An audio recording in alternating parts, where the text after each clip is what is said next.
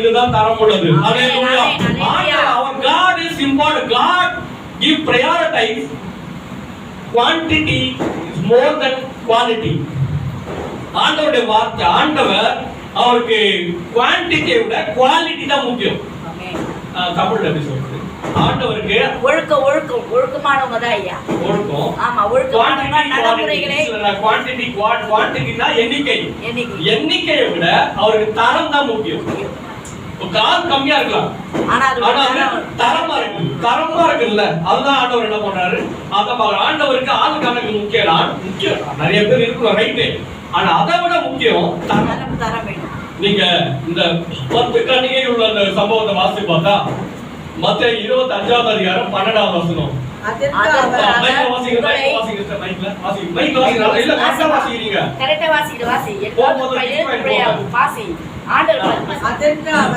உங்கள் அறியவே என்று மெய்யாகவே உங்களுக்கு சொல்கிறேன் என்றார்.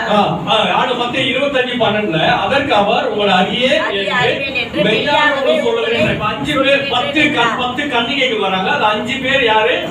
புத்தி உள்ளவங்க, 5 பேர் புத்தி இல்லாதவங்க. 2 பேரும் மணவாளக்கார மாப்பிள்ளை வர போறாரு. மாப்பிள்ளைக்காக வரும்போது கூட என்ன பண்றாங்க? தீ வெட்டி எடுத்துட்டு போறாங்க, நெருப்பு பந்தம் எடுத்துட்டு போறாங்க. கூடவே 5 பேர் மட்டும் புத்தி இருக்கிறவங்க என்ன பண்றாங்க? கூட எண்ணெய் எடுத்துட்டு போறாங்க. இன்னொரு 5 பேரு வெறும் தீப்பந்தத்தை மட்டும் எடுத்துட்டு போறாங்க. அப்போ அங்க மாப்பிள்ளை வர லேட்டான போது 2 பேரும் தூங்குறாங்க. தூங்குன போது மறுபடியும் ஏச்சி கொளுத்துனாக்கா யார்கிட்ட எண்ணெய் இல்லையோ அவங்க விளக்கெல்லாம் அணைஞ்சு போயிடுது. யார்கிட்ட இருக்குதோ எண்ணெய் கூட எடுத்துட்டு வந்தாங்களோ அவங்க என்ன பண்றாங்க? உள்ள போறாங்க. இந்த கவனிச்சு பார்த்தா இப்ப ஆண்டவருக்கு ஆளுங்க தான் முக்கியம் வச்சுங்களேன். இன்னொரு 5 பேரை போய் தொலைங்களா உள்ள போ அப்படின்னு உள்ள சேர்ந்துட்டு இருப்பாரு. ஆனா ஆண்டவருக்கு அது இல்ல. ஆள் கணக்கு முக்கியம். ஒழுக்கம். இன்னொரு அஜாக்கிரதை. இந்த 5 பேர் என்ன பண்றாங்க? தீப்பந்தமா இருக்கிறாங்க, கூட ஆயுதம் எடுக்கிறாங்க. இன்னொரு 5 பேரு எதுக்கு ஆயுதெல்லாம் தூக்கிட்டு வெயிட்டு அதை சுமந்துக்கிட்டு வெறும் இந்த தீப்பந்தத்தை மட்டும் எடுத்துட்டு போவோம்னு சொல்லிட்டு போறாங்க. போயிட்டு அந்த மாப்பிள்ளை வரும்போது இந்த 5 பேர் என்ன பண்றாங்க? எண்ணெய் கொடுங்கன்னு சொல்லும் போது கூட இருக்கிற என்ன பண்றாங்க? ஏன் இவங்க கேட்டாங்க 5 பேர் எண்ணெய் கொடுங்க? ஏன்னா இந்த புத்தி ஏற்கனவே நிறைய முறை இந்த மாதிரி கடை வாங்கியிருக்கிறாங்க எண்ணெய்லாம். ஆனா இப்போ இவங்க கேட்கும் போது அந்த 5 பேர் என்ன பண்ணல, இல்ல உங்களுக்கும் போய் எங்களுக்கு பத்தாம போயிடும், நீ என்ன பண்ண கடையில போய் வாங்கிட்டு வா. ஏன் அவங்க இறக்கப்படல? அந்த 5 பேரு இறக்கப்படல. என் மாப்பிள்ளை என்ன பண்ண, நீ வந்து எண்ணெய் எடுத்துட்டு வராம இருக்குது உன்னுடைய அஜாக்கிரதை ஆண்டவர் அசிங்கப்பட்டது கிடையாது. நம்மளுடைய அஜாக்கிரதை, நம்மளுடைய கேர்லெஸ்னஸ். அதான் ஏன் மாப்பிள்ளை நீ என்ன பண்ற, நீ எடுத்து வரல, நீ அஜாக்கிரதையா இருந்திருக்கிற. அது ஏன் ஆண்டவர் என்ன பண்ற, அசிங்கப்பட்டது அடையாளம். நாங்க கொடுக்க மாட்டோம், நீ கடையில போய் வாங்கிட்டு வா அப்படின்னு சொல்லி அனுப்பி விடுறாங்க. இப்போ நம்ம வாழ்க்கையில் நிறைய என்ன இருக்கும்? அஜாக்கிரதை இருக்கும். இந்த 5 பேர் என்ன இல்ல, தீப்பந்தம் 2000 வருஷத்துக்கு முன்னாடி வெயிட் எல்லாம் இருக்கும், நல்ல வெயிட் எல்லாம் இருக்கும், சாதாரண இல்ல, தீப்பந்தம் இருக்கிறாங்க. ஆனா கூட என்னன்னா எண்ணெய் இல்ல. ஒரு கேர்லெஸ்னஸ், அஜாக்கிரதை. நிறைய பேர் பாத்துறீங்களா? சர்ச்சைக்கு நினைச்சா வருவேன், நினைக்கலாம் வர மாட்டேன். ஒரு முறை ஒரு மேடம் கொஞ்சம் எப்படி உட்காருங்களா, நீங்க அங்க இந்த பக்கம் உட்காருமா. இந்த 5 பேருக்கு என்ன இல்ல, சில பேர் பாத்தீங்களா? ஒரு முறை ஒரு சிஸ்டர்கிட்ட கேட்டேன், ஏமா சர்ச்சைக்கு வரல அப்படின்னப்போ, பாஸ்டர் எனக்கு வந்து ரொம்ப உடம்பு டயர்டா இருந்தது, அதனால வரல பாஸ்டர். வேலைக்கு போனியாமான்னு கேட்டேன். வேலைக்கு போனியாமான்னு கேட்டதுக்கு இல்ல உங்களை இல்ல நான் இங்க சொன்னேன், இல்ல வேற வந்து வேலைக்கு போனியாமான்னு கேட்டதுக்கு வேலைக்கெல்லாம் போனோம் பாஸ்டர். அந்த வேலைக்கு 1/4 மணி நேரம் ரோட்ல நடந்து பஸ் ஸ்டாண்டுக்கு போய் பஸ்ல ஒரு 1 மணி நேரம் வேலைக்கு போய் அங்க ஒரு 8 மணி நேரமோ 10 மணி நேரம் வேலை பண்ணி மேனேஜர்கிட்ட திட்டு வாங்கி மறுபடியும் ஒரு 1/4 மணி நேரம் பஸ் ஸ்டாண்டுக்கு நடந்து பஸ்ல ஒரு 1 மணி நேரம் 1.5 மணி நேரம் நடந்து மறுபடியும் அங்க இருந்து வீட்டுக்கு ஒரு 1/4 மணி நேரம், இந்த ஒரு 12 மணி நேரம் என்ன பண்ணுவோம்? வேலைக்காக டைம் செலவு. ஆனா ஆண்டவர் கிட்ட ஒரு 1/2 மணி நேரம் 1 மணி நேரம்னா ஆண்டவர் ஏமா இப்ப இதெல்லாம் உணர முடியல, ஏன் இது முடியல அப்படின்னு கேட்டப்ப சொன்னாங்க, அந்த மாதிரி மைண்ட் வாய்ஸ் நினைச்சு சத்தமா பேசிட்டாங்க. வேலைக்கு போனா சம்பளம் போயிடும் பிரதர், வேலைக்கு போனா சம்பளம் போயிடும். சர்ச்சை வரல என்ன போகுது? இல்ல சர்ச்சை வரல பாஸ்டர் கேட்க கூட நம்ம ஒரு கெஜரா கதை கொடுத்துட்டு போயிடலாம் அப்படின்னு நம்மளுக்கு நினைப்பு. ஆனா ஆண்டவர் நம்ம வேலைக்கு போனா சம்பளம் தான் போயிடும், கர்த்தரோட கோடாகோடி ஆசீர்வாதம் போயிடும். ஹல்லேலூயா. அவர் நம்மை ஆசீர்வதிக்கிற தெய்வம். we need to give more priority. அந்த அலட்சியம், அந்த 5 பேருக்கு என்ன அலட்சியம், என்ன எடுத்துட்டு போறாங்க? அந்த மணவாளனை, அந்த மாப்பிள்ளை மேல ஒரு கேர்லெஸ்னஸ். டைமிங்ல என்ன இருக்கும்? கேர்லெஸ்னஸ். நம்ம என்ன பண்ண மாட்டோம்? வேலைக்கு லேட்டா போக மாட்டோம், ஸ்கூலுக்கு லேட்டா போக மாட்டோம், வியாபாரத்துக்கு லேட்டா போகும். வியாபாரத்துக்கு லேட்டா போனா வேற யாரும் வந்துருவாங்க. ரெண்டு வியாபாரம் போயிடும். வேலைக்கு லேட்டா போனா ஓனர் திட்டுவாரு, மேனேஜர் திட்டுவாரு. ஸ்கூலுக்கு லேட்டா போனா வெளியே நிக்க வச்சிருவாங்க. ஆனா சர்ச்சுனா 7 மணி சர்ச்சுனா 8 மணி வருது. 10 மணிக்கு சர்ச்சுனா 11 மணி தானே நம்ம போவோம். யாரு என்ன கேட்க போறா? ஆண்டவர் தானே. ஆண்டவர் முக்கியமா இல்ல, வேலையை விட, ஸ்கூலை விட, காலேஜை விட ஆண்டவர் கோடி மடங்கு முக்கியமானவர். ஹல்லேலூயா. நம்ம நினைச்சு சின்னதானே, நம்ம என்ன ஒரு 1/2 மணி நேரம் லேட்டா போறோம், 1 மணி நேரம் லேட்டா போறோம். இந்த பேர் 5 பேர் என்ன அதுக்குள்ள சின்ன விஷயம் தான் அது. ஆனா ஆண்டவர் அது என்னது, உங்களோட அஜாக்கிரதை, என்ன அசிங்கப்படுத்த, என்ன அவமானப்படுத்துற இல்ல. ஒரு பெரிய ஓனர் வராரு, அவர் பெரிய தலைவர் வராரு, அவர் வரதுக்கு முன்னாடி நம்ம போய் நிற்போம் 1 மணி நேரத்துக்கு முன்னாடி. ஏன்னா ஒரு பெரிய ஆளு. நம்ம லேட்டா போனா என்ன பண்ணுவாரு? அவர் ஒத்துக்க மாட்டார். போன சைலண்ட்ல போட்டு போயிடுவாங்க. ஆனா கர்த்தர் அதை விட கோடி மடங்கு முக்கியமானவர். ஒரு அம்மா ஏமா லேட்டா வரீங்கன்னா நம்ம 8 மணி தான் வரோம் சர்ச்சை, நீங்க அவனும் காணும். நான் யாரு இல்லையோ அவனை தான் சொல்லுவேன். அதனால கவலைப்பட 8 மணிக்கு வரும். ஏமா லேட்டா வந்தீங்க அப்படின்னா, வேலை லேட்டா முடிஞ்சது பாஸ். எப்பமா முடிஞ்சது கேட்டோம். உண்மையா நாட்டுக்கே வந்துச்சு. மதியம் 2 மணிக்கு முடிஞ்சது பாஸ். மதியம் 2 மணிக்கு முடிஞ்சு 8 மணிக்கு வராங்க. 2 மணி நேரம் முடிஞ்சு சமையல்லாம் பண்ண பாசப்பா. 2 மணிக்கு வீட்டுக்கு வந்துட்டேன். ஒரு 3 மணி நேரம் தூங்கிட்டு 5 மணிக்கு எழுந்து 1 மணி நேரம் சமையல் 6 மணிக்கு முடிச்சிடும். ஒரு 6:30 மணிக்கு கிளம்பி வந்தீங்கன்னா 7 மணிக்கு வந்துடலாம். எனக்கு எப்ப முடியும் தெரியுமா வேலை? எனக்கு 6 மணிக்கு முடியுது வேலை. ஆனா நானு முன்னாடியே ட்ரெஸ் அயன் பண்ணி நான் சில நடு ரோட்ல ஓரமா வண்டி ஓரமா நிறுத்திலாம் ட்ரெஸ் மாத்தி வந்துருக்கேன். நீங்க யார்? பாஸ்டர் எனக்கு ஆண்டவர் 2 பைபிள் கொடுத்துருக்காரா? உங்களுக்கு கொடுத்து அதே பைபிள் தான் எனக்கும் கொடுத்துருக்காரு. உங்களுக்கு வெளிநாட்டுல இருந்து பணம் வரும், வந்தா நான் ஏன் இந்த ஓட்ட வண்டியில வர போறேன், கார்ல வர போறேன். அப்போ நம்ம we need to respect, நம்ம ஆண்டவரை கவனிக்கணும், அவரை மரியாதை பண்ணணும். இந்த 5 பேர் ஆண்டவர் தள்ளுனதுக்கு காரணம், இந்த 5 பேரை ஆண்டவர் தள்ளுனதுக்கு காரணம் உங்ககிட்ட ஜாக்கிரதை இருந்தது. அது பார்த்தா அது இன்னும் மோர் அலர்ட்ல ரொம்ப ஜாக்கிரதை வேணும். இந்த 5 பேரு அந்த அஜாக்கிரதையா இருந்தது ஆண்டவர் விரும்பவே இல்லை. ட்ரெஸ்ஸிங்ல ரொம்ப நிறைய பேர் பாத்தீங்கன்னா ட்ரெஸ்ஸிங்ல ஆண்டவர் ரொம்ப அசால்ட்டா நினைப்பாங்க. அப்படியே இருந்துட்டே இருப்பாங்க. ஒரு சர்ச்சை டைம் ஆச்சா போயிடும். ஒரு கல்யாணத்துக்கு நம்ம எப்படி போவோம்? நல்லா கேப் பிடிச்சி விழிச்சு நல்லா அயன் பண்ணி ட்ரெஸ் எல்லாம் அயன் பண்ணி சூப்பரா நல்லா இருக்கும். ஆனா சர்ச்சு தானே தலைவாராம மோகம் கழுவாம இந்த ட்ரெஸ் போட்டுட்டு இல்ல. நீங்க எல்லா ஃபங்க்ஷன் எல்லாம் பாத்தீங்கன்னா ஃபங்க்ஷன்ல திட்டுவாங்க, நீ சர்ச்சைக்கு போனா நல்லா போற, ஃபங்க்ஷன்லாம் வந்து அப்படி கேவலமா வரையாது. எப்போ வரும்? ஆனா நம்ம என்ன பண்றோம்? கர்த்தரை நம்ம முக்கியத்துவம் கொடுக்கணும், அவரை ஆசீர்வதிக்கணும். ஹல்லேலூயா. அவரை கனப்படுத்தணும். அப்ப நம்மள ஆசீர்வதிக்கணும். 5 பேரை பற்றி பைபிள் என்ன சொல்லுதுன்னா, புத்தி இல்லாதவர்கள்.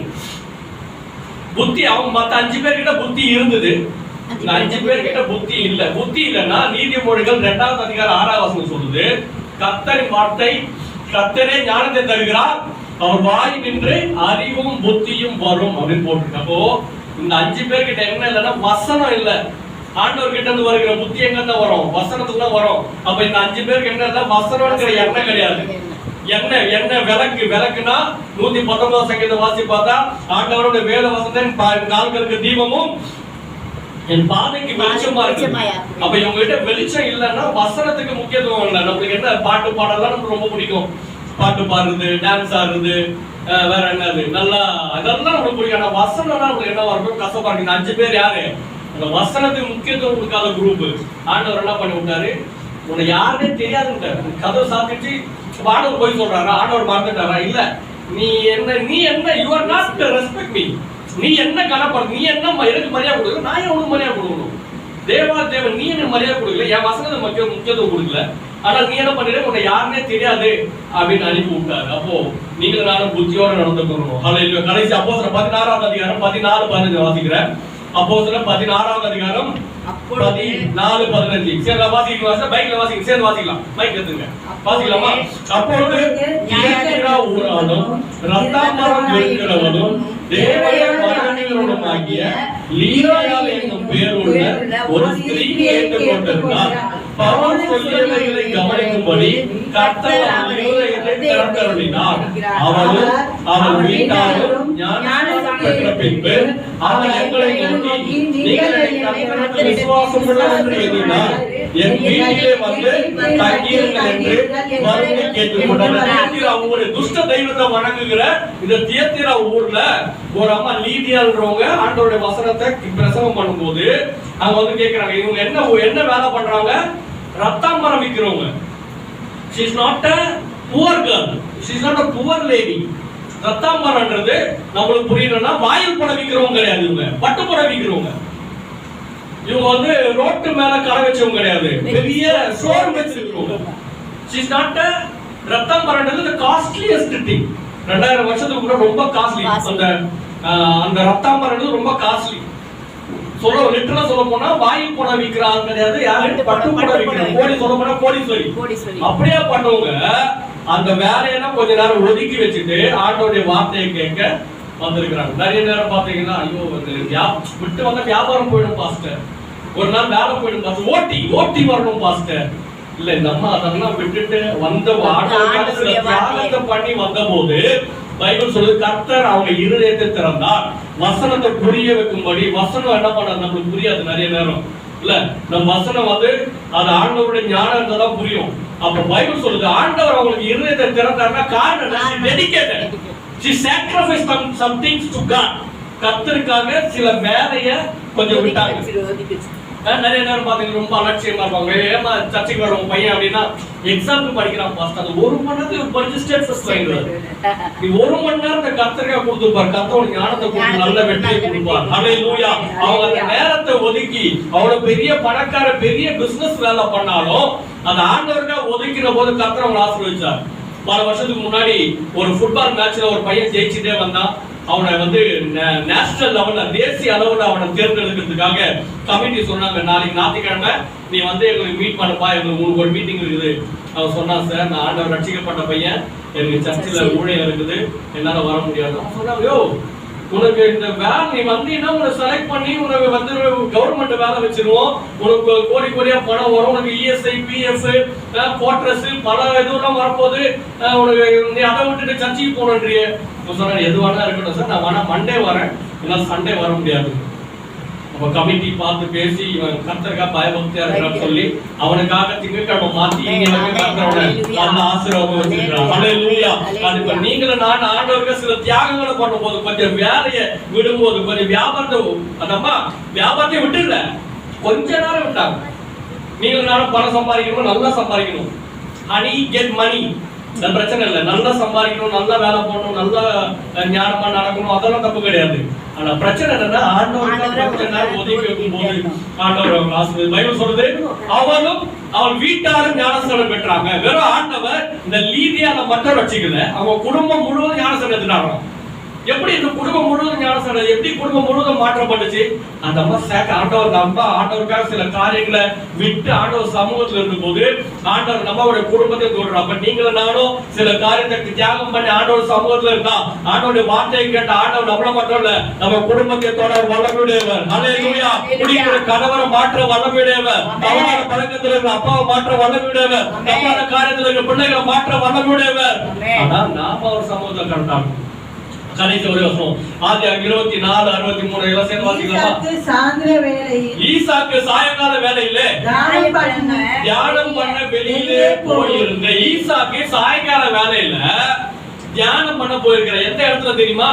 கானான் என்கிற கீழ்த்தரமான இடத்துல. கானான் அப்ப வந்து கர்த்தருடைய ஜனங்கள் மெஜாரிட்டியா இருக்கிற இடம் கிடையாது, நிறைய துஷ்ட தெய்வத்தை நடக்கிற இடம். புருஷனும் பொண்டாட்டி இருந்தா அதை திருட்டுத்தனமா பார்க்கிற ஒரு இடம். நீங்க பைபிள் நீங்க அதுக்கப்புறம் வாசிச்சு பாத்தீங்கன்னா தெரியும், அந்த மாதிரி மட்டமான ஒரு ஜென்மங்கள் இருக்கிற அந்த இடம். அந்த இடத்துல ஈசாக்கு எங்க போறாரு? ஜெபம் பண்ண போறாரு. இருக்கிறாங்க ஒரு பிராண்டி கடை இருக்குது, ஒரு கட்டிங் போடலாம் போல. அங்க தப்பான நாட்கள் இருக்கிறாங்க, அங்க போய் என்ஜாய் பண்ணலாம். அங்க துஷ்ட தெய்வத்தை வணங்குறாங்க, அதை போய் பார்க்கலாம். இங்க தப்பு நடக்குது, அதை போய் பார்க்கலாம். இங்க சுகபோகமா அந்த இடத்துல ஈசாக்கு ஜெபம் பண்ண போற ஆண்டோட வசனத்தை தியானிக்க போறாரு. காரணம் என்ன தெரியுமா? அவங்க அப்பா ஆபிரகாம் கர்த்தருடைய வார்த்தை கீழ்ப்படிந்திருந்தார். அப்ப நீங்களும் நானும் கர்த்தருடைய வார்த்தை கீழ்ப்படிந்திருந்தா எப்பேற்பட்ட சூழ்நிலையில கொடுமையான ஊர்ல இருந்தாலும் நம்முடைய பிள்ளைகள் பாதுகாக்கப்பட்டிருப்பாங்க. ஹல்லேலூயா. எவ்வளவு ஒயின் ஷாப் இருந்தா நம்ம பிள்ளைகள் குடிக்காம இருப்பாங்க, எவ்வளவு சிகரெட் கடை இருந்தா நம்ம பிள்ளைகள் குடிக்காம இருப்பாங்க, எவ்வளவு தப்பான காரியங்கள் நம்ம பிள்ளைகள் பாதுகாக்கப்பட்டிருப்பாங்க. காரணம் நீங்களும் நானும் கர்த்தருடைய வார்த்தை கீழ்ப்படிந்திருந்தா. ஆதியாகமம் 12வது அதிகாரம் சொல்லுது ஆபிரகாம் கர்த்தருக்கு கீழ்ப்படிந்தார். அதனால பொல்லாத இடத்துல இருந்தாலும் அவரோட பிள்ளை பாதுகாப்பு எந்த கெட்ட பழக்கம் போவே இல்லை. காரணம் இவங்க கனெக்ஷன் கரெக்டா இருந்துச்சு. ஜெபம் பண்ணல கண்டது. ஹல்லேலூயா. ஹல்லேலூயா. Thank you Jesus. ஆண்டவர்